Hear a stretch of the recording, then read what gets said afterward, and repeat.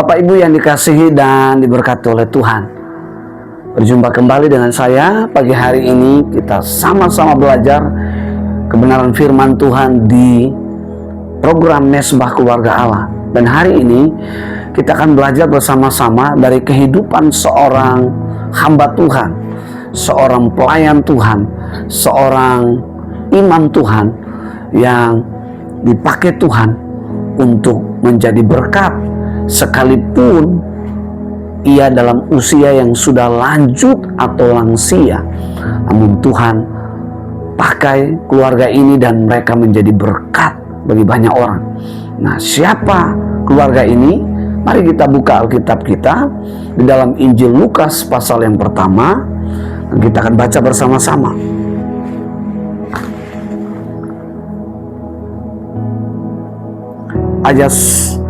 Ayat 5 sampai pada ayat yang ke-25. Cukup panjang, 20 ayat, tapi tidak mengapa kita belajar bersama-sama. Demikian kata firman Tuhan, pada zaman Herodes Raja Yudea adalah seorang imam yang bernama Zakaria. Dari rombongan Abia, istrinya juga berasal dari keturunan Harun, namanya Elisabet. Keduanya adalah benar di hadapan Allah dan hidupnya menurut segala perintah dan ketetapan Tuhan dengan tidak bercacat. Tetapi mereka tidak mempunyai anak sebab Elisabet mandul dan keduanya telah lanjut umurnya. Pada suatu kali waktu tiba giliran rombongannya, Zakaria melakukan tugas keimaman di hadapan Tuhan. Sebab ketika diundi sebagaimana lazimnya untuk menentukan imam yang bertugas, dialah yang ditunjuk untuk masuk ke dalam bait suci dan membakar ukupan di situ. Sementara itu, sebelum umat berkumpul di luar dan sembahyang, seluruh umat berkumpul di luar dan sembahyang. Waktu itu adalah waktu pembakaran ukupan. Maka tampaklah kepada Zakaria seorang malaikat Tuhan berdiri di sebelah kanan mesbah pembakaran ukupan. Melihat hal itu, terkejut dan menjadi takut. Tetapi malaikat itu berkata kepadanya, "Jangan takut, hai Zakaria, sebab doamu telah dikabulkan, dan Elisabet istrimu akan melahirkan seorang anak laki-laki bagimu, dan haruslah engkau menamai dia Yohanes. Engkau akan bersukacita dan bergembira, bahkan banyak orang akan bersukacita atas kelahirannya itu. Sebab ia akan besar di hadapan Tuhan dan tidak akan minum anggur atau minuman keras, dan ia akan penuh dengan Roh Kudus mulai dari rahim ibunya. Ia akan membuat banyak orang Israel berbalik kepada Tuhan Allah mereka, dan ia akan berjalan mendahului Tuhan dalam roh dan kuasa Elia, untuk membuat hati bapak-bapak berbalik kepada anak-anaknya, dan hati orang-orang durhaka kepada pikiran orang-orang benar, dan dengan demikian menyiapkan bagi Tuhan satu umat yang layak baginya." Lalu kata Zakaria kepada malaikat itu, "Bagaimana aku harus tahu? Bagaimanakah aku tahu bahwa hal ini akan terjadi, sebab aku sudah tua dan istriku sudah lanjut umur?" Jawab malaikat itu kepadanya, "Akulah Gabriel yang melayani Allah, dan aku telah diutus untuk berbicara dengan engkau dan untuk menyampaikan kabar baik ini kepadamu. Sesungguhnya engkau akan menjadi bisu dan tidak dapat berkata-kata sampai kepada hari di mana semuanya ini terjadi, karena engkau tidak percaya akan perkataanku yang akan nyata kebenarannya pada waktunya." Sementara itu orang banyak menanti-nantikan Zakaria. Mereka menjadi heran bahwa ia begitu lama berada dalam bait suci. Ketika ia keluar, ia tidak dapat berkata-kata kepada mereka, dan mengertilah mereka bahwa ia telah melihat suatu penglihatan di dalam bait suci. Lalu ia memberi isyarat kepada mereka, sebab ia tetap bisu. Ketika selesai jangka waktu tugas jabatannya, ia pulang ke rumah. Beberapa lama kemudian Elisabet istrinya mengandung, dan selama 5 bulan ia tidak menampakkan diri. Katanya, "Inilah suatu perbuatan Tuhan bagiku, dan sekarang ia berkenan menghapuskan aibku di depan orang. Nah, Bapak Ibu yang dikasihi dan diberkati oleh Tuhan, dari pembacaan yang kita telah baca dan hari ini kita belajar bersama-sama apa sih sebetulnya makna atau penerapan dari ayat firman Tuhan untuk kita sebagai orang-orang percaya atau sebagai warga kerajaan Allah yang masih hidup di bumi ini. Dikatakan keluarga ini sudah lansia, baik Elisabet maupun Zakaria. Nah, mereka adalah tim pelayanan yang namanya Abia, dan mereka diberi kesempatan atau memang itu giliran mereka, jadwal mereka untuk melakukan pelayanan atau tugas pelayanan mereka.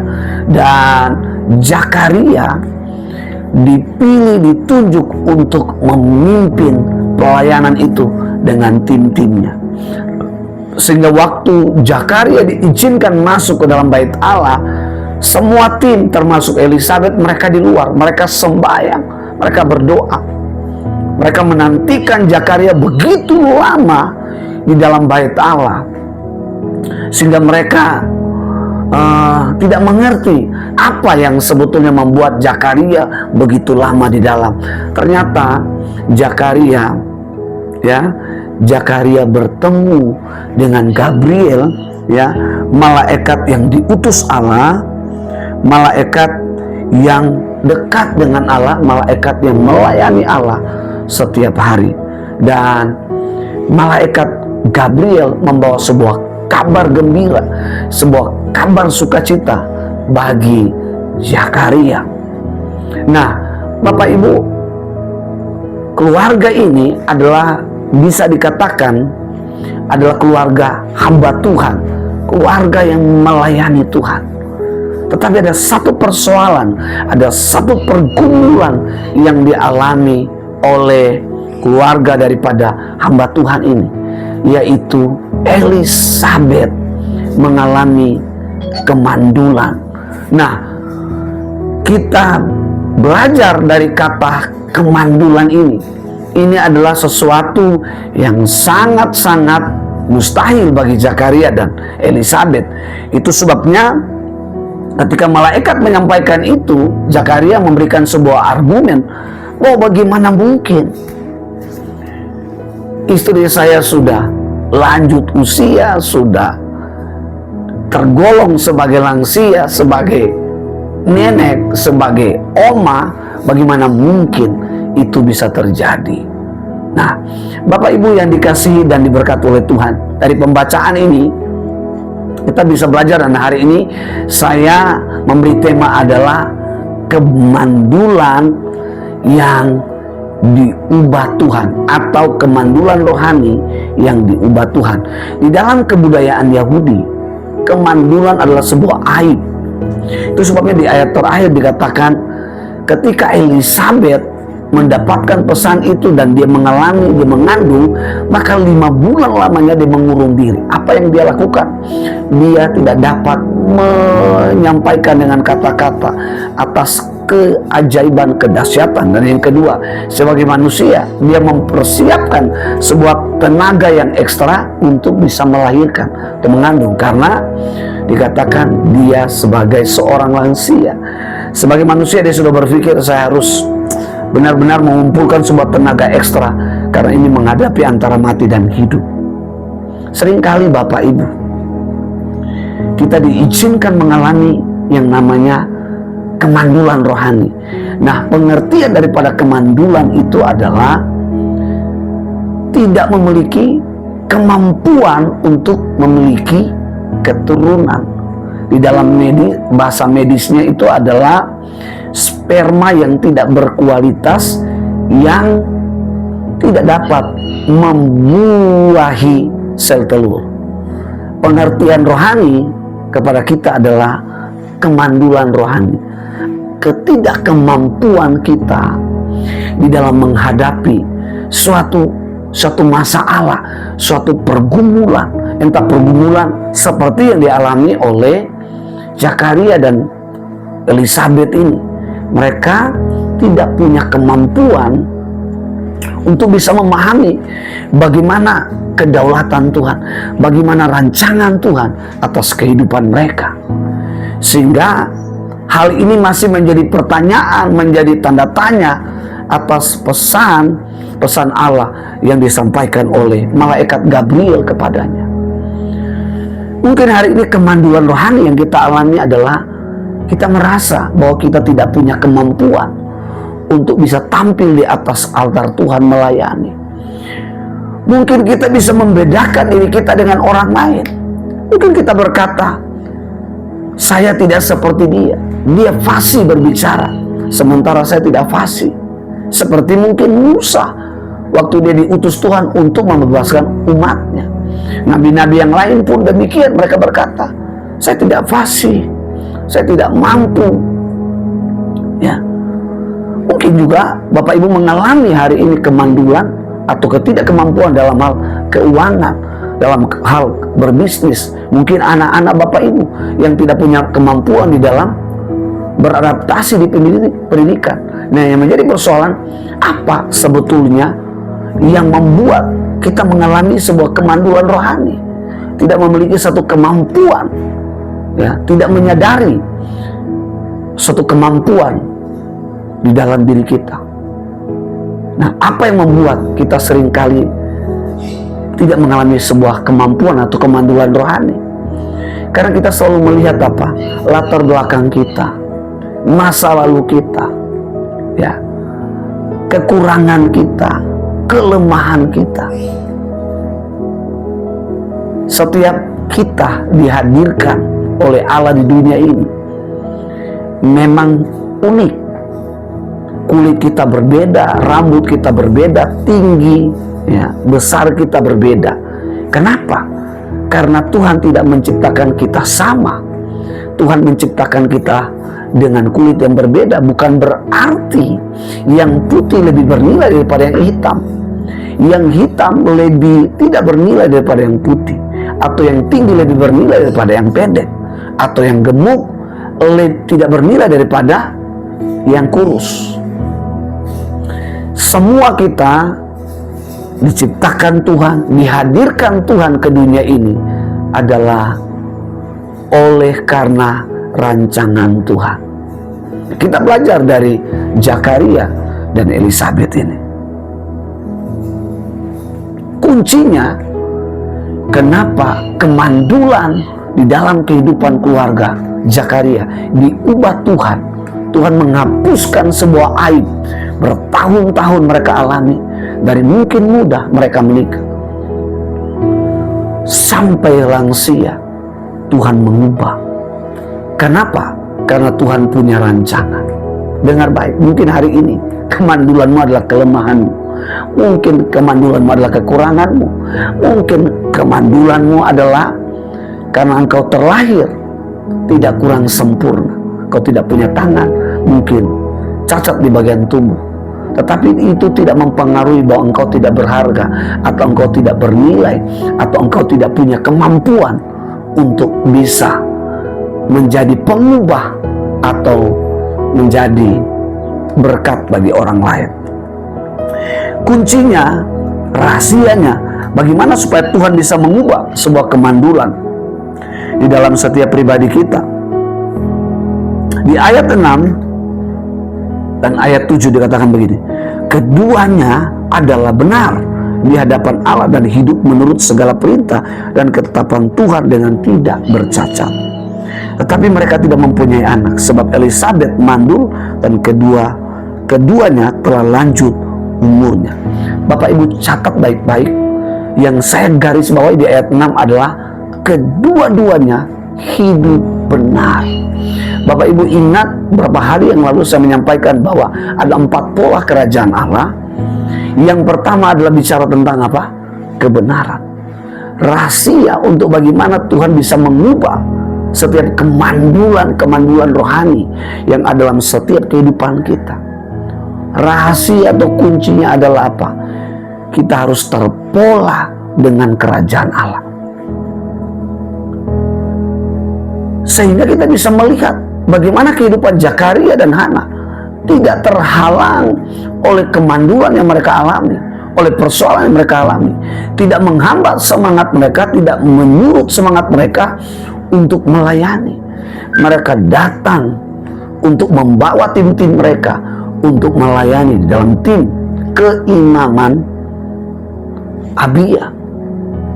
Dan sekalipun Zakaria dan Hana sudah lansia, tapi mereka begitu antusias. Apa yang membuat mereka punya antusias yang begitu luar biasa, sukacita yang begitu luar biasa?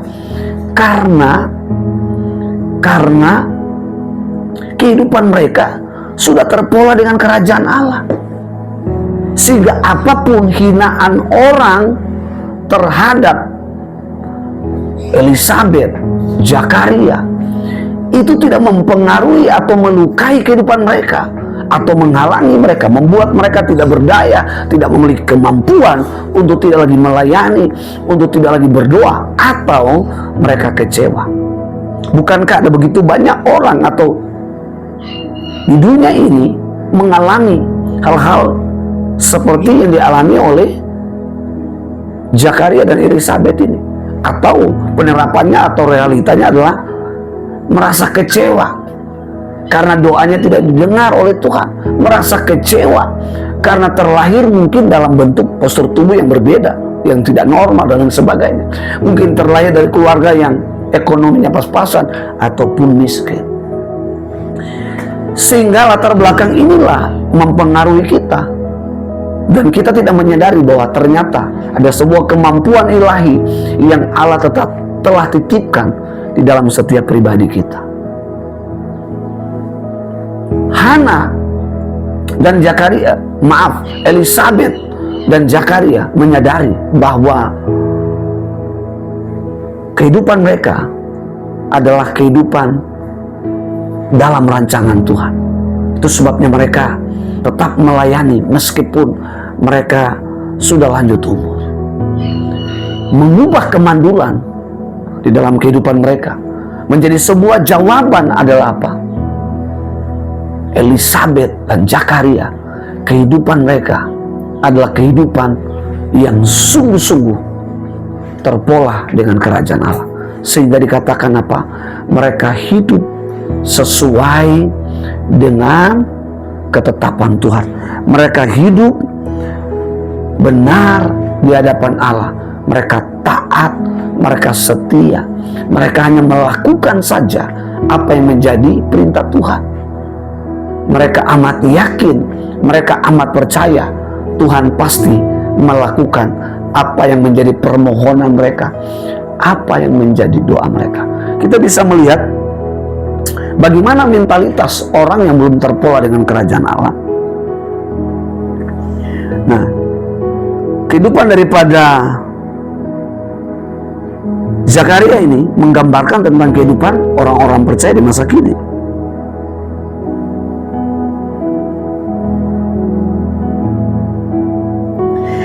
Di dalam ayat 11 dikatakan, maka tampaklah Zakaria seorang malaikat Tuhan berdiri di sebelah kanan mezbah pembakaran ukupan. Melihat hal itu terkejut atau takut, kaget. Tapi malaikat berkata kepada, jangan takut hai Zakaria, sebab doamu telah dikabulkan. Dan sebab doamu telah dikabulkan, dan Elisabet istrimu akan melahirkan seorang anak laki-laki bagimu, dan haruslah engkau menamakan dia Yohanes. Engkau akan bersukacita, bergembira. Terus